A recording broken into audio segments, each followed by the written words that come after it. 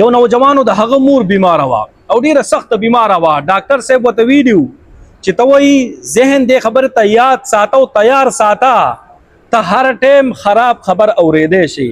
مطلب د مور د مرګ خبر اورېدی شي، دا نه چې ناګهانه مونږ بیا د مور د مرګ خبر درکو، بیا ته ډیر زیات ټینشن کې شي او ډپریشن کې لاړ شي.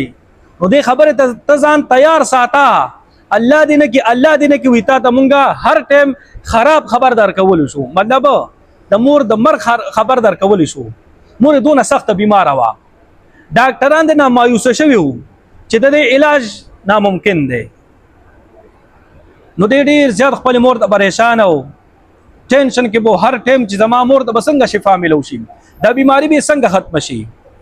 یو ځل مور نه اجازت راواغشت، وایي کور ته ځم څه ضروري سامان راوړم بیا هسپتال راځم، پیسې میسې چې هر سي یا نور څه سامان وي سامان ورسره ختم شو په هسپتال کې، وایي هغه راوړم بیا واپس راځم. وایي ټیک ته. نرسانو ډاکټرانو ته خپل مور حواله کا، وایي د دې خیال کوي زه کور ته ځم او واپس زر راځم. دې چې څنګه خپل موټر کې را روان شو خپل کور طرف ته، نو په لاره کې او پټرول پمپ راورسېدو، د په موټر کې پټرول ختم شول. دغه پمپ د ورلو خپل موټر کې پټرول اچول، نو چې څنګه هغه موټر پټرول والا ته ودرول هغې نه راکوز شو، نو دغلته یو سیټ ته د پیشو یو بچي سایکل کنه د پیشو بچي ډېر زیات اوږي غریبانان او چغې والې او مور ته نه چته تلي وه. پیشو چې کومه مور وه هغه ټایم کې ورسره په موقع باندې موجوده نه وه. دې پیشو چې د پیشو دا بچي چې دی کنه دا ډېر زیات اوږي دي. دغلته یو بل سیټ ته کبان سایکل کبان والا ولاړو، هغه سره کبان و، دته نه واړه کبان نه واغېستل، هغې نري کړه او د پیشو د بچي ته یې کېښول، هغه خوړل شروع کړل. دې خوا ده چې ګاډي کې پټرول واچول، خپل کور ته روان شو. چې واپس چې کله رالو لږ غوندې وخت کور کې تېر کړو، چې واپس څنګه هسپتال ته راورسېدو، د مور کمرې ته چې څنګه ورالو، مور کمره مکمل خالی وه، په بیډ باندې څوک نشته دی. دې وایي زړه کې مې یو ټک اواز شو، وایي داسې ښکاري چې مور مې وفات شوې ده او بس مردې خانې ته یا غسل یې وړي ده او صفاکۍ، داسې ښکاري چې مور مې وفات شوې ده.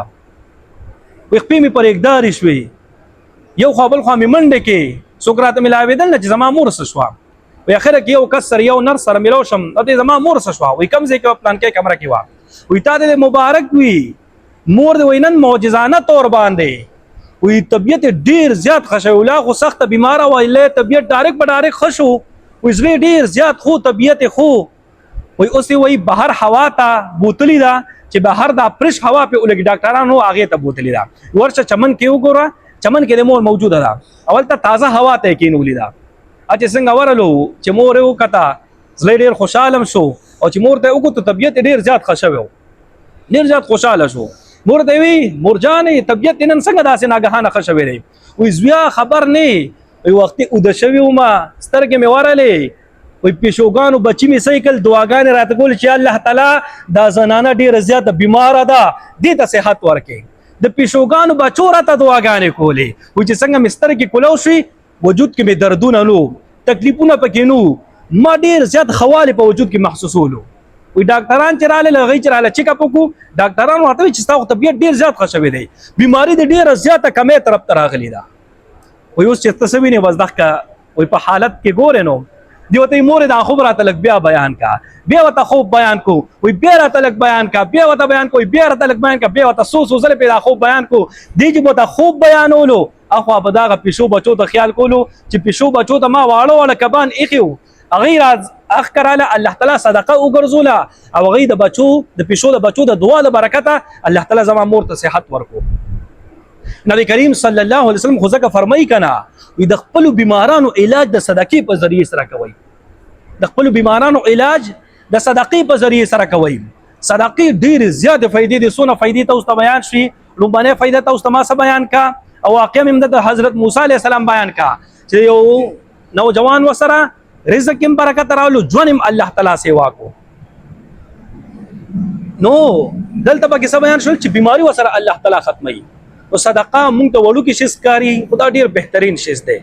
دا نه چې مونږ خامخا لکونه چاله ورکو، د چا چې څه وسي یو ګیلاس بم چاله ورکه دا هم صدقه ده. او نبی علیه السلام خو دومره زیات وسیع کړی دی او فراخه کړی دی دا مضمون که نه د صدقې. وایي که یو مسلمان رور سره په ښه تندي باندې میلاو شي دا هم صدقه ده. مسلمان سره په خوشاله سره ملو شي، په خنده پیشانه سره ملو شي، په ښه اخلاق سره ملو شي، دام صدقه ده. دومره زیات دا باب الله نبی علیہ الصلوۃ والسلام کولو کړی دی. خو موږ نن سبا پاتې د زمې عزت مندو بس خلکو ته مو تندیر چولی وي، خلک را باندې اسې به سبد لګي، باز خلک او باز خلکو خو بس بل مسلمان بد لګي، حالان کې بری الله تعالی